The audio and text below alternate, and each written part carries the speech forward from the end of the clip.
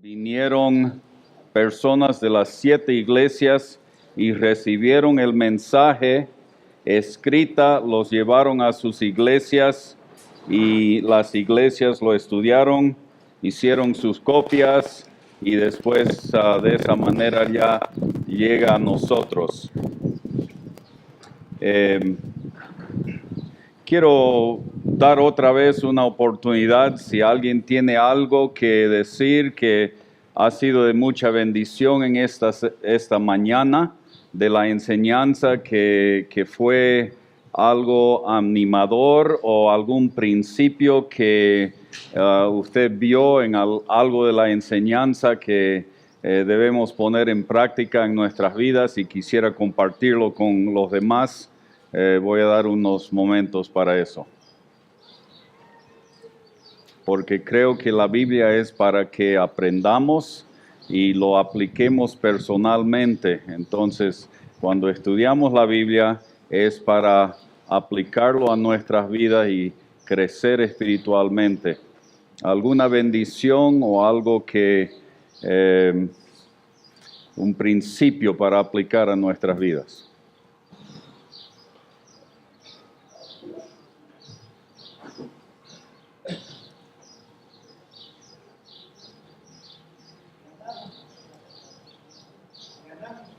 Ganamos.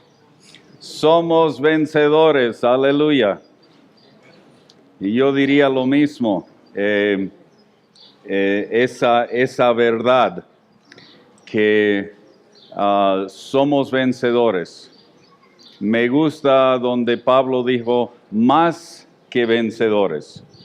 ¿No? Algunos saben que soy nacido en Cochabamba, entonces siempre me gusta la palabra más, ¿no? Deme yapa, ¿no? O quizás soy del partido, no sé, pero somos más que vencedores, ¿no? Lo tenemos todo fue hecho por nosotros. Cristo lo hizo por nosotros no podemos añadir nada y nuestra posición es que somos vencedores. No es que vivimos en esa verdad continuamente.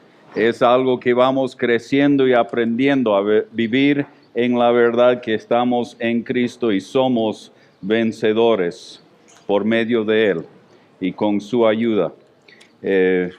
¿Alguien más rápidamente? Muy bien.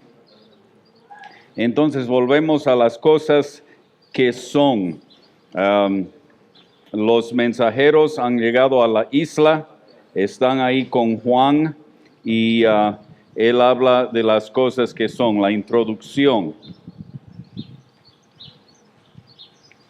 Primera de Pedro 4:17, hermano, por favor. Porque es tiempo de que el juicio comience por la casa de Dios. Y si primero comienza por nosotros, ¿cuál será el fin de aquellos que no obedecen al Evangelio de Dios? Este versículo comienza con esto, porque es tiempo que el juicio comienza por la casa de Dios.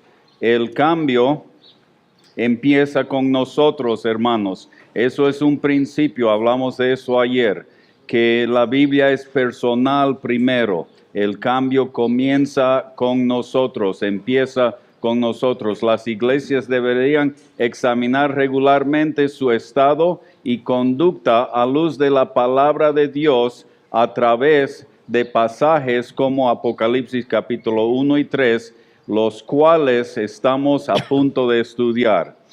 Y debemos examinar nuestras vidas también, porque si el cambio no viene a nosotros, no tenemos derecho de aplicarlo a otros, a nuestras congregaciones, etc. Entonces, el juicio comienza por la casa de Dios.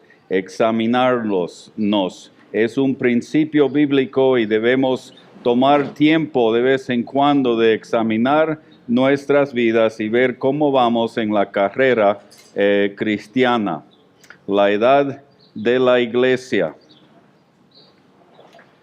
Tenemos el Antiguo Testamento, la vida de Cristo, quizás no se ve muy bien esto, siento mucho, Vamos a pasar por esto luego, pero nace Jesús. Su vida de él fue bautizado por Juan el Bautista y Juan dijo, he aquí el Cordero de Dios.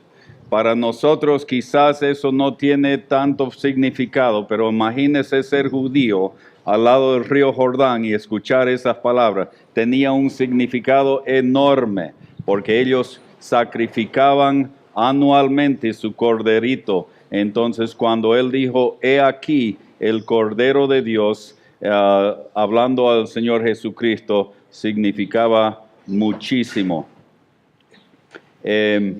Entonces Jesús con sus discípulos, él escoge a pescadores, a gente común para ser sus 12 discípulos, es transfigurado. Él enseña a sus discípulos y la multitud. A través de 3 años camina con ellos el discipulado, un estudio de cómo discipular debe incluir el maestro discipulador, el Señor Jesucristo y su ejemplo.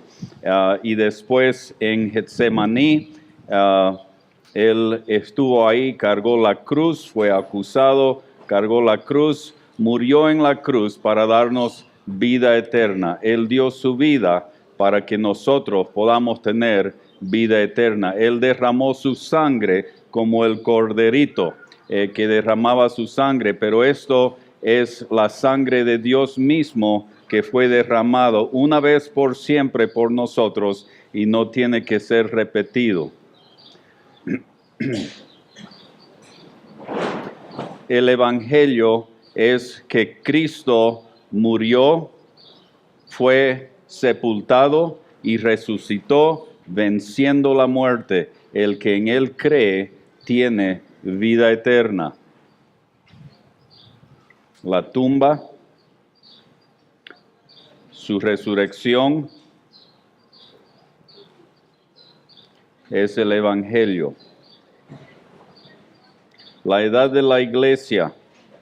Y aquí tenemos a Juan en la isla con las 7 iglesias: Efesio, Esmirna, Pérgamo, Tiatira, Sardis, Filadelfia, Laodicea. Y el rapto de la iglesia, cuando vamos a ir a estar con él. Las cosas que son, Apocalipsis 2, 3. Y has sufrido y has tenido... ¿Leo? No, es capítulo 2, 3. Entonces, tenemos el rapto, la iglesia va, la dispensación de la iglesia termina, la iglesia va a estar en el cielo con nuestro Dios. Después viene la tribulación de 7 años, quizás un tiempo breve entre el rapto y el comienzo de la tribulación, cuando el anticristo firma un pacto con Israel, comienza el reloj de la tribulación. La primera parte de la primera mitad de la tribulación y el cordero que puede abrir el rollo. Llegamos a la mitad de la tribulación y comienza el tiempo de terror. Termina eso y tenemos la segunda advenimiento de Jesús y su reinado.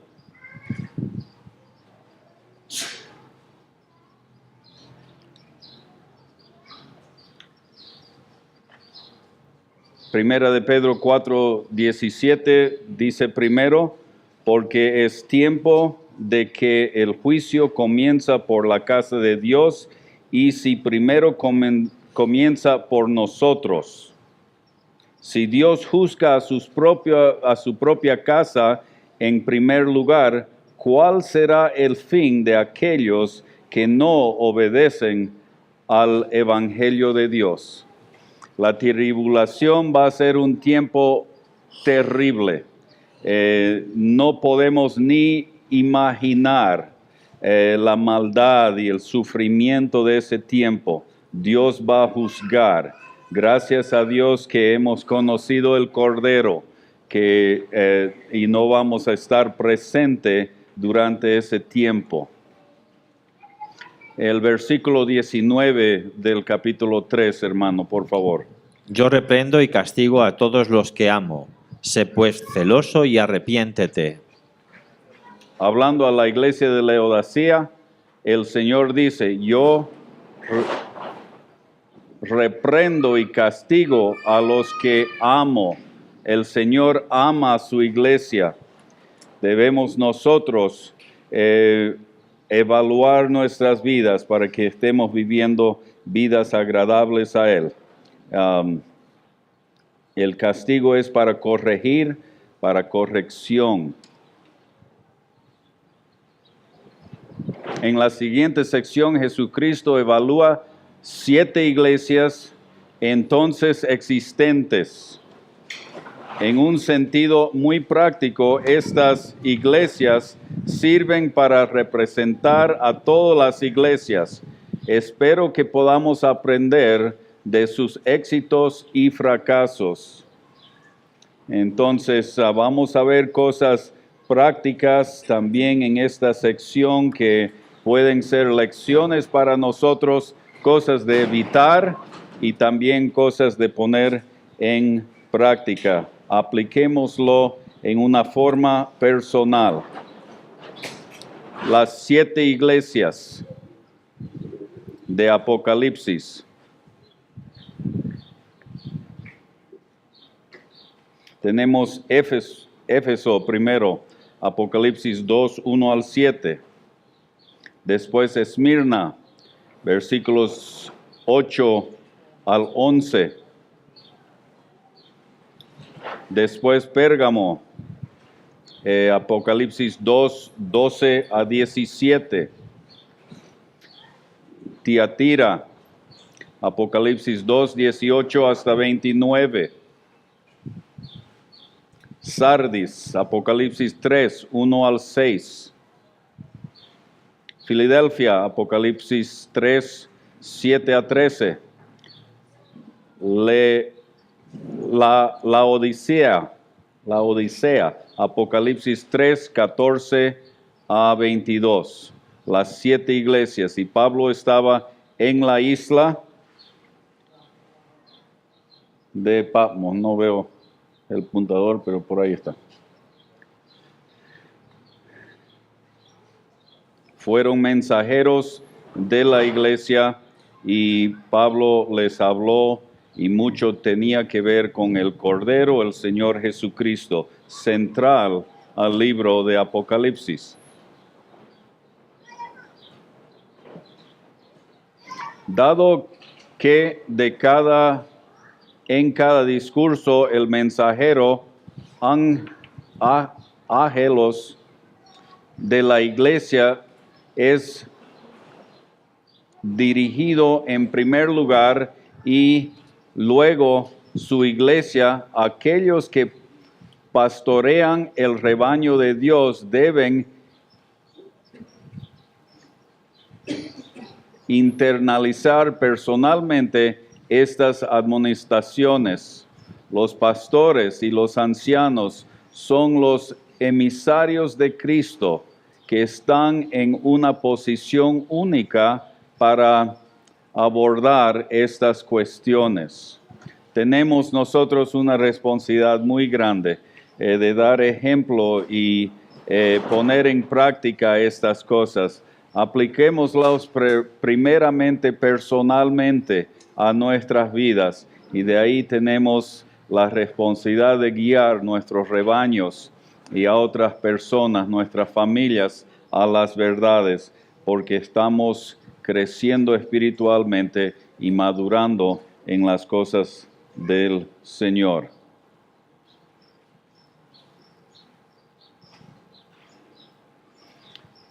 Vamos a ver primero la iglesia de Éfeso. versículos 1 a 7 de capítulo 2. No lo vamos a leer todavía, pero vamos a ir versículo por versículo. La primera iglesia, Éfeso. La ciudad de Éfeso albergó un templo dedicado a la diosa Artemisa, Diana, una estructura que fue considerada como una de las 7 maravillas del mundo antiguo. Éfeso había sido un importante centro de comercio durante mucho tiempo y una ciudad de gran riqueza. Era la primera iglesia de Éfeso. Ahí está, capítulo 2, 1 al 7. Esta diosa, una figura de ella ahí, el templo actual de Artemisa y un modelo a escala.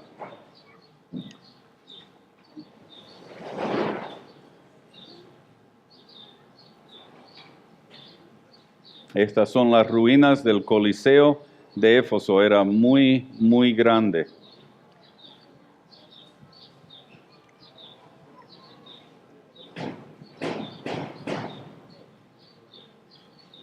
Lea por favor el primer versículo, hermano. Escribe al ángel de la iglesia en Éfeso, el que tiene las 7 estrellas en su diestra, el que anda en medio de los 7 candeleros de oro, dice esto. Declaración de apertura. Cristo identificó esta iglesia diciendo, escriba al ángel de la iglesia de Éfeso.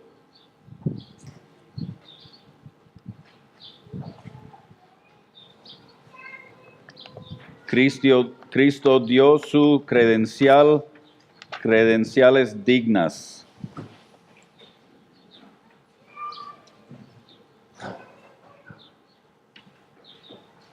El versículo 17 nos hace recuerdo de esas credenciales. Lea por favor capítulo 1, versículo 17. El que tiene oído, oiga lo que el Espíritu dice a las iglesias. Al que venciere, daré de comer del maná escondido, y le daré una piedrecita blanca, y la piedrecita escrito un nombre nuevo, el cual ninguno conoce, sino aquel que lo recibe. Es el capítulo 1, hermano. Perdón, 1.17. 1.16. 1.16. Sí. Tenía en su diestra 7 estrellas, de su boca salía una espada aguda de 2 filos, y su rostro era como el sol cuando resplandece en su fuerza. Hablando del Señor Jesucristo, regresando a la visión de Juan en el capítulo 1, Cristo afirmó que era Él el que tiene las 7 estrellas en su diestra. Discerniblemente, esta declaración describe su firme control sobre las iglesias y sus líderes. Él es la autoridad absoluta sobre todas las iglesias. ¿Quién es la autoridad en tu iglesia? Ojalá que fuera Cristo. Aunque querramos o no, pero a veces nosotros queremos ser los que controlan, ¿no ve? Versículo 13 del primer capítulo. Y en medio de los 7 candeleros, a uno semejante al Hijo del Hombre, vestido de una ropa que llegaba hasta los pies y ceñido por el pecho con un cinto de oro. El que anda en medio de los 7 candeleros de oro. Este comentario nos lleva fácilmente a entender que, dado que Él camina entre las iglesias, tiene conocimiento de primer mano de todo lo que se hace y no se hace. Cristo está entre medio de nosotros, está en control de las iglesias.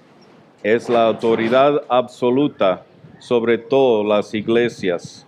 Y vamos a ver aquí en lo que dice acerca de la iglesia en Éfeso. Versículos 1 a 3, por favor, hermano, de capítulo 2.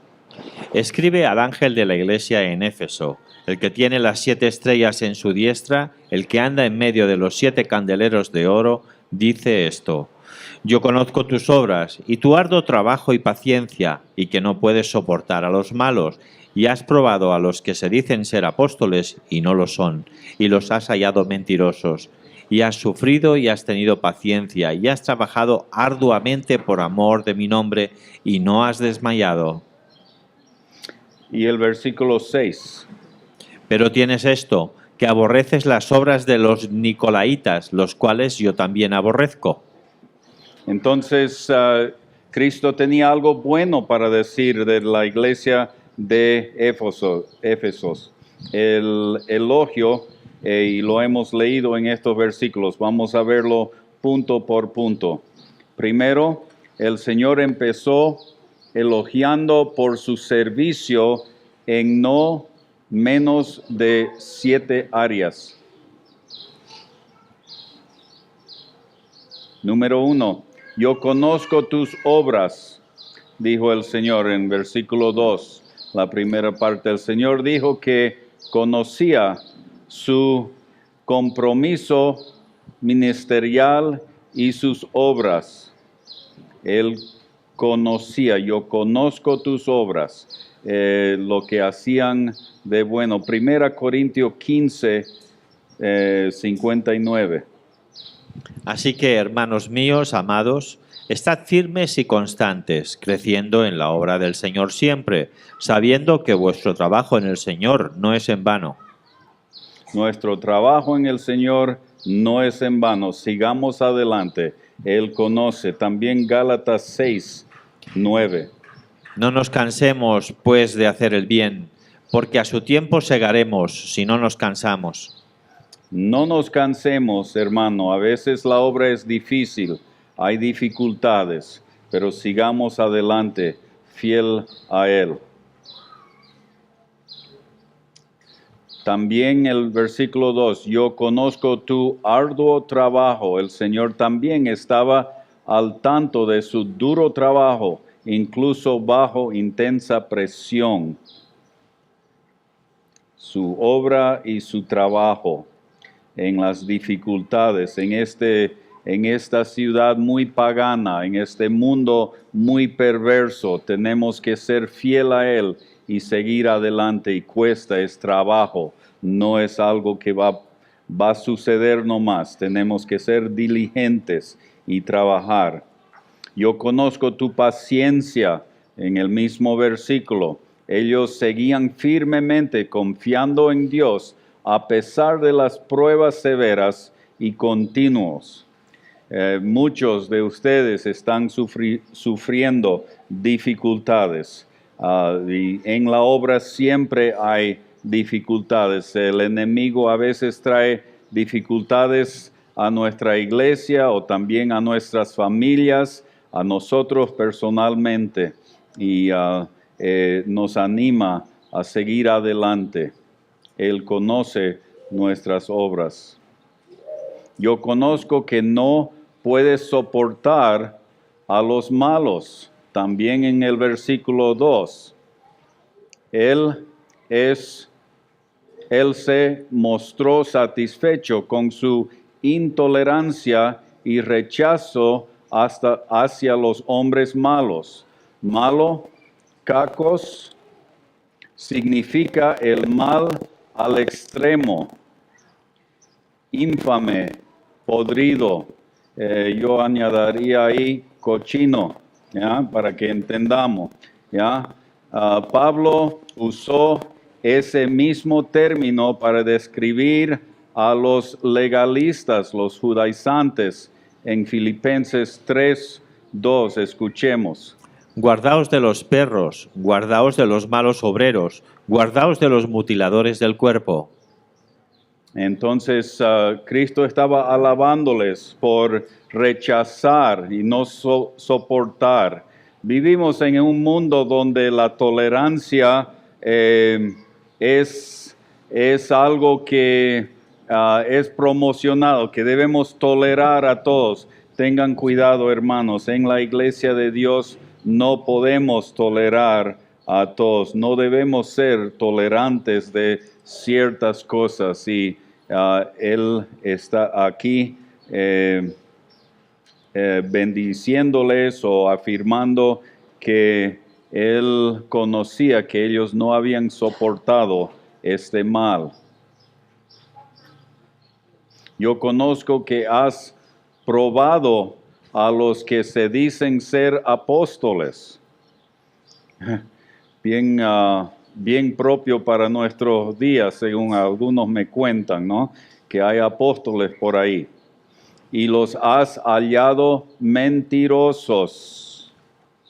Él les elogió por su juicio contra los falsos apóstoles, ya que los pusieron a prueba y resultaron ser falsos, mentirosos.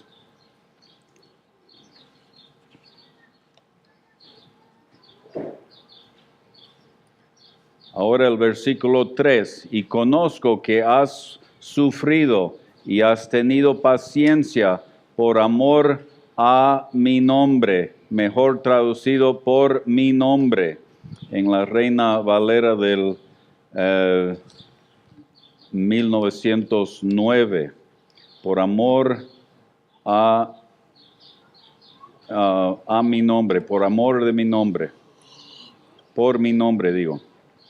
Su paciencia y perseverancia bajo la persecución por el testimonio de Cristo fue excepcional. Es fácil estar firmes en una cultura donde el cristianismo es muy popular, pero ellos representaron a Cristo aun cuando no era popular ni fácil. Las cosas en nuestra ciudad en nuestra sociedad están cambiando y quizás ahorita no es tan difícil testificar de Cristo y dar testimonio de Él, pero las cosas van cambiando. Tuve una experiencia en un taxi el otro día donde un hombre maldecía a todos los pastores evangélicos porque él ve los que se aprovechan del evangelio para hacerse ricos y le molesta mucho a ese hombre.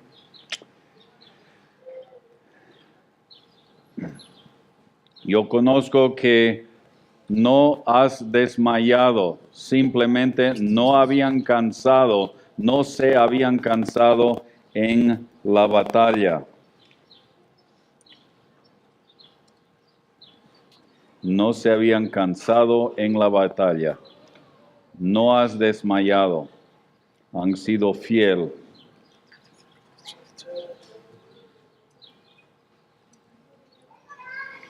En el versículo 6, el Señor los honró por odiar las obras de los Nicolaitas.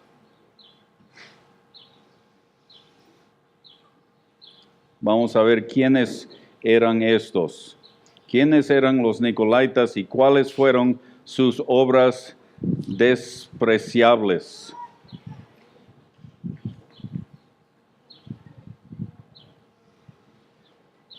La Biblia no nos dice explícitamente quiénes eran o cuál fue su error, pero los efesios los conocían lo suficientemente bien como para odiar sus enseñanzas.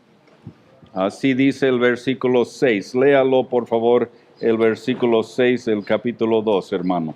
Pero tienes esto, que aborreces las obras de los nicolaitas, los cuales yo también aborrezco. Los cuales yo también aborrezco. Es bueno estar al lado de Cristo, ¿no? Hay dos puntos de vista principales entre la mayoría de los eruditos en cuanto a la identidad de los nicolaitas. Un punto de vista basado en la historia y uno basado en la definición.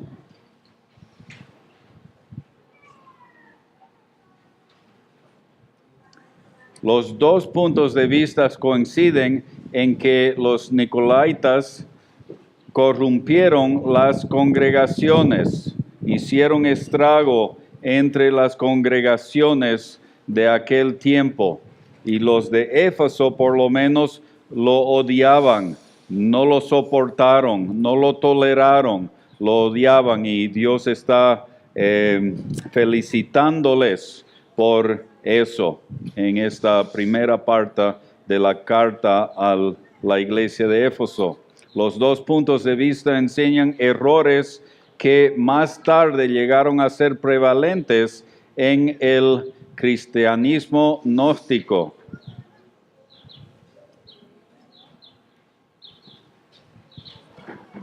El punto de vista histórico es basado en gran medida en los primeros escritos del teólogo Irineo,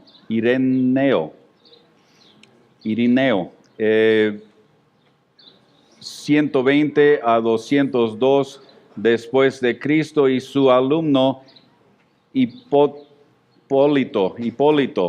170 a 236 después de Cristo, que afirmaron que los nicolaitas eran seguidores de Nicolás de Antioquía.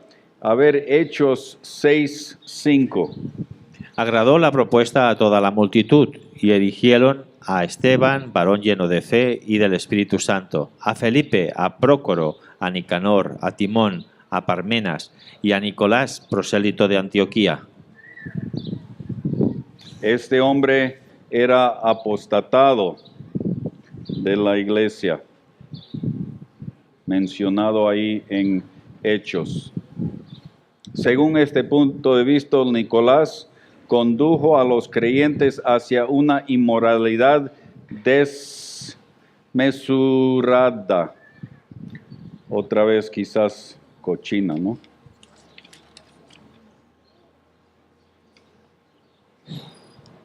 La mezcla de inmoralidad con religión era una práctica común entre las religiones gentiles. Veamos Hechos, Hechos 15:20. Sino que se les escriba que se aparten de las contaminaciones de los ídolos, de fornicación, de ahogado y de sangre. Se aparten de fornicación, era parte de las religiones de la zona, y a veces eran adoptados por los creyentes. Efesios 4, 17 a 20. Esto pues digo y requiero en el Señor, que ya no andéis como los otros gentiles que andan en la vanidad de su mente, teniendo el entendimiento entenebrecido, ajenos de la vida de Dios por la ignorancia que en ellos hay, por la dureza de su corazón, los cuales, después que perdieron toda sensibilidad, se entregaron a la lascivia para cometer con avidez toda clase de impureza. Mas vosotros no habéis aprendido así de Cristo. No hemos aprendido así de Cristo. Se endurecieron y cometieron toda clase de impureza. Tengamos cuidados, hermanos. Más adelante en la historia de la iglesia, congregaciones enteras afectadas por el pensamiento gnóstico cayeron en la práctica del pecado sexual desfrenado.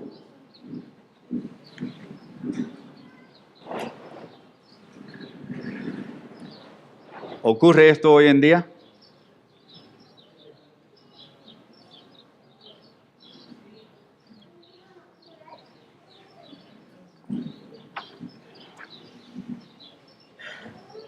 Alguien me estaba contando ayer de una situación aquí en nuestro país. No voy a mencionar dónde porque no lo voy a mencionar.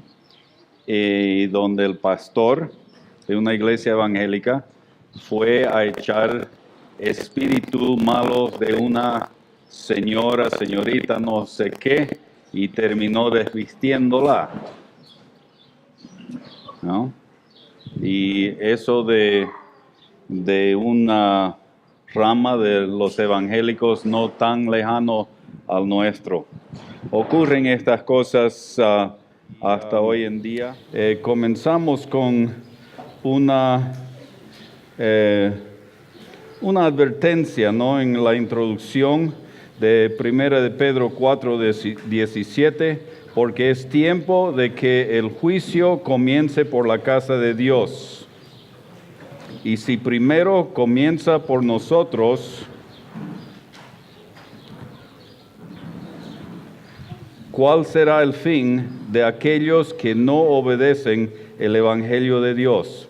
La importancia de examinarnos, de tener cuidado, de vivir vidas que de veras traen honor y gloria a nuestro Dios, obedeciendo la palabra que Él nos ha dado. Y Juan y Dios dieron un elogio a la iglesia de Éfeso. Comenzaron con eso. Dijo: conozco tus obras, tu trabajo, tu paciencia, que no puedes soportar a los malos. Arduo trabajo, ¿no? Algo difícil que en la obra cuesta. No eran tolerantes del pecado. Han probado a los que dicen ser apóstoles, lo hallaron mentirosos. Conozco que has sufrido y has tenido paciencia por amor a mi nombre.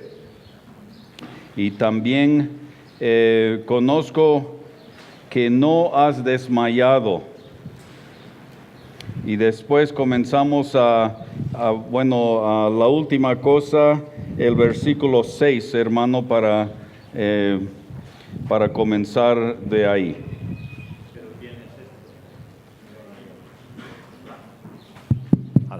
Pero tienes esto, que aborreces las obras de los nicolaitas, los cuales yo también aborrezco.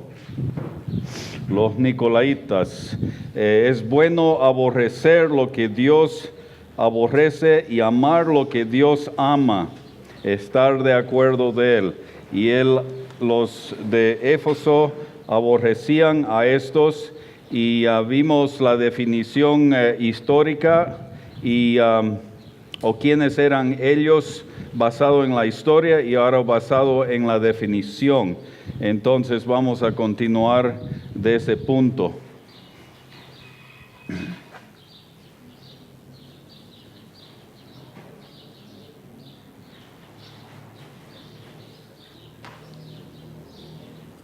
El punto de vista basado en la definición se refiere al significado de la palabra griega nicolaites. Esta es una palabra compuesta, formado de nico, conquistador o dominar, conquistar o dominar, y laitas, laicos o gente. En el lenguaje de hoy significa conquistar la gente. ¿Ya? Esta es la definición de la palabra para saber su significado y por qué ellos habían rechazado a esta enseñanza. Dios le está felicitando por haber hecho esto. Este punto de vista considera la división entre el clero y los laicos, que comenzó temprano y se desarrolló a través de la historia de la iglesia como las obras de los nicolaitas. Marcos 10, 42 y 43. Mas Jesús, llamándolos, les dijo: sabéis que los que son tenidos por gobernantes de las naciones se enseñorean de ellas, y sus grandes ejercen sobre ellas potestad. Pero no será así entre vosotros, sino que el que quiera hacerse grande entre vosotros será vuestro servidor. Esta división entre el clero y los laicos en la iglesia no debe haber. También 1 de Pedro 5, 1 a 3. Ruego a los ancianos que están entre vosotros, yo anciano también con ellos y testigo de los padecimientos de Cristo, que soy también participante de la gloria que será revelada. Apacentad la grey de Dios que está entre vosotros, cuidando de ella, no por fuerza, sino voluntariamente, no por ganancia deshonesta, sino con ánimo pronto, no como teniendo señorío sobre los que están a vuestro cuidado, sino siendo ejemplo de la grey. No como teniendo señorío, como lo que están a vuestro cuidado. Tenemos que examinarnos y ver si esto hay en nuestras vidas personales y también en nuestras congregaciones. Es algo que Dios aborrece. Basado en el significado de la palabra, los teólogos ven el establecimiento de una estructura jerárquica en la iglesia y de la cadena de mando litúrgico en gran parte del cristianismo, como habiendo sido la falsa doctrina de los nicolaitas. En capítulo 2, versículos 15, léalo por favor, hermano. Y también tienes a los que retienen la doctrina de los nicolaitas, la que yo aborrezco. Otra vez se repite entonces 2 veces que Dios aborrece esta división en la iglesia. El gnosticismo que invadió a la iglesia mantenía una estructura jerárquica en su enseñanza de misterios ocultos. Esto afectó negativamente al cristianismo, ya que habían aquellos quienes entendían los misterios y aquellos que no. Este falso concepto creó división dentro del cuerpo de Cristo. Entonces, en algunas iglesias hoy en día vemos esto, lo vemos en la iglesia romana y también en algunas iglesias evangélicas, y tenemos que tener mucho cuidado porque Dios aborrece esa actitud en nuestras congregaciones. Estos 2 errores adoptados por los pensadores gnósticos han causado estragos en un número incalculable de congregaciones a lo largo de la historia de la iglesia.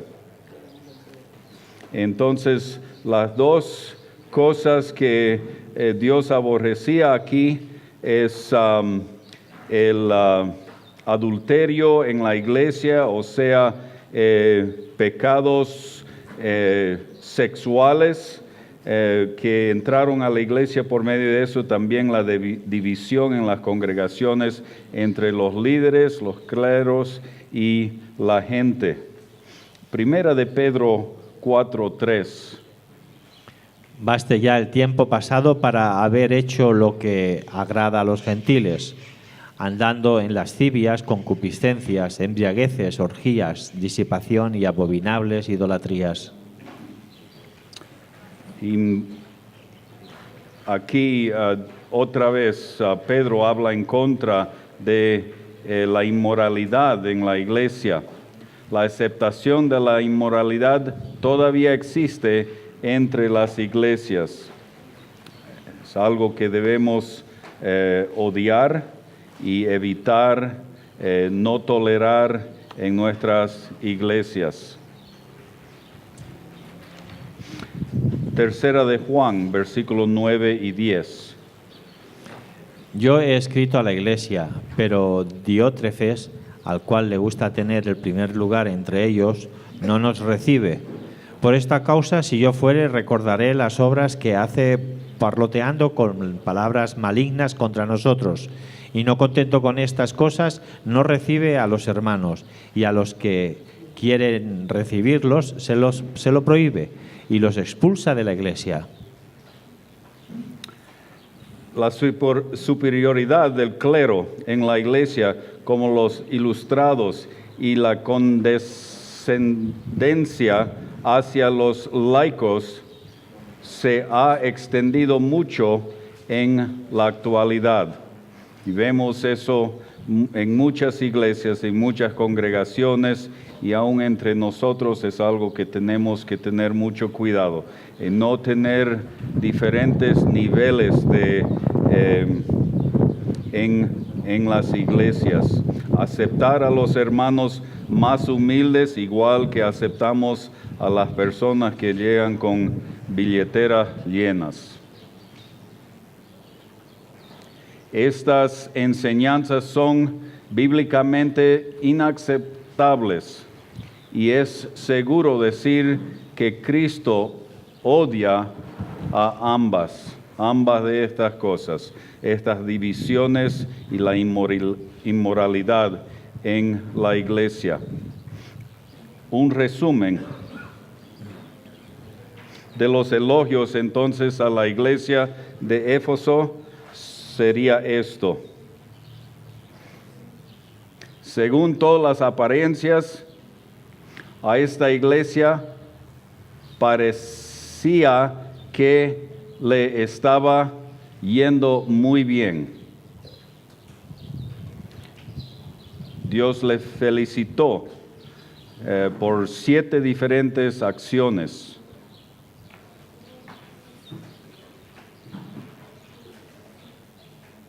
Conseguirá una clasificación alta según la mayoría de las normas.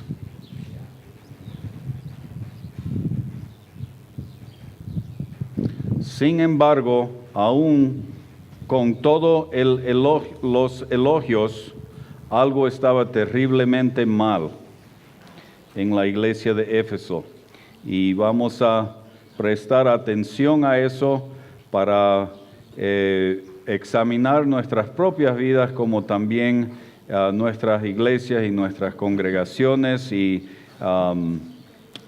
procurar discernir en nuestras vidas si hay algo que debe cambiar en nuestras congregaciones, algo que debe cambiar para que de veras traigamos gloria y honra a nuestro Dios en nuestras vidas personales, como también en las iglesias donde asistimos, para que tengamos un buen testimonio. Nuestro testimonio es del Cordero de Dios, y mucha gente está destinado al infierno porque han visto testimonios de personas que dicen ser evangélicos, que andan en la inmoralidad o tienen esta tendencia de tener diferentes clases, y estas dos cosas Dios aborrece, y tenemos que tener mucho cuidado que no haya eso entre nosotros, para que personas vengan a conocer a nuestro precioso Señor Jesucristo como su Salvador, manteniendo un testimonio que trae honra y gloria a Él, atrayendo el mundo a Él por nuestras vidas y nuestras acciones. Se ha dicho que mis acciones hablan mucho más fuerte que mis palabras, y eso es cierto, ¿no?